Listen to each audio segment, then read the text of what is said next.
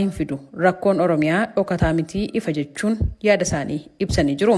Mariin keessumaa kan wallabee hawaasa mootummaa osoo hin taane kan wallabee jiru waraana bilisummaa Oromoo fi mootummaadha waan ta'eef rakkoon maddi tokko bira waan ta'eef isaa waliin araaramuu qabu waliin wal gaafatanii isaan walitti araaramuu qabu malee rakkoon hawaasa sana hin jiru. Akka hawaasi jaallatee rakkatee jiraataa jira hawaasi jireenyi qaalii ta'ee itti qaalii ta'e kanan biratti immoo beelaan dhukkuba adda addaatti giramaa jira, du'aa jira, ari'amaa jira. Rakkoo hamaa keessa jira jechuudha. Hawaasa maal mari'achiisuu baay'ee barbaadee kan wallabanii jiru. Waraana bilisummaa Oromootiin maaliif isaan isaanii laafilamanii rakkoo kanaaf hawaasan godhan hawaasi maal gochuu danda'a? Qaama hidhatti lamaan walitti ta'anii waliin haasa'uudha malee mariin hawaasa maaliif barbaachisa? Obbo Mahammad Kamaal jiraataa godina Iluu Abbaa Booraa magaalaa Mattuu ta'uu isaanii himanii gaaffilee marii hawaasaa kanarratti ka'an eeraniiru.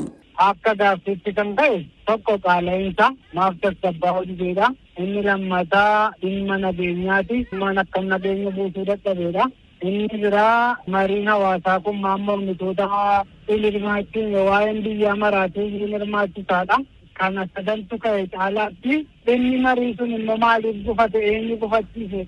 Marii adda bilisummaa Oromoo wajjin gootanii yookaan waraana adda bilisummaa Oromoo wajjin godhame maaliif hirmaata godhachuu dadhabe eenyu didee ta'e? Marii magaalota Oromiyaa hedduu keessatti gaggeeffame kanaan dhimmi nageenya naannichaa dhimma ijoo marii kanaa ta'uudhaan ibsamaa tureera.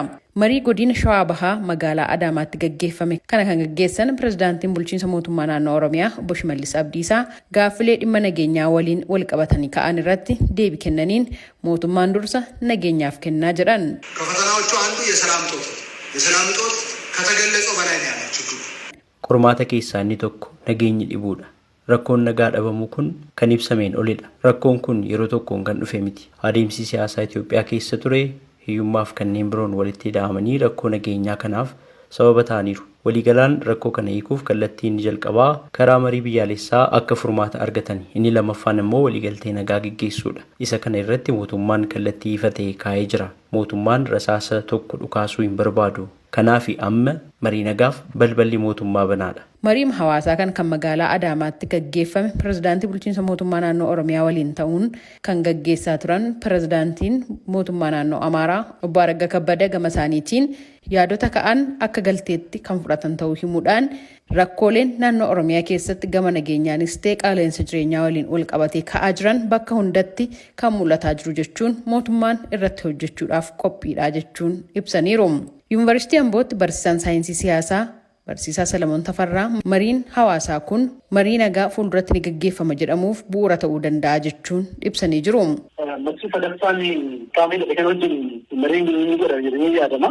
As keessatti garuu qaama mari'atu qofa osoo hin taane hunda kana milkaa'ina kanaaf tumsa guddaa taphachuu kan danda'u eenyu yoo jennu kanaafuu osoo uummata hin mariisisin osoo uummata hin hubachiisin kallattiin marsaa sadaffaa yookiin afuraffaa jalqabame jechuudha mootummaa jalqabee inni kun sarkaa fashalaa'ootti illee deemuu danda'a jechuudha. Kanaaf dursa hubanni kennu deebisee fedhiin uummataa maali?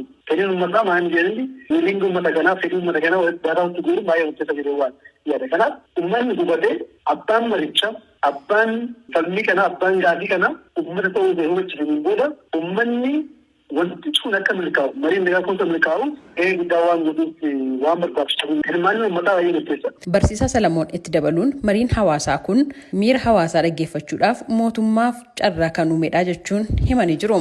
Gabaasa Sagalee Ameerikaatiif Tsahayi Daamxoo Finfinneerraa.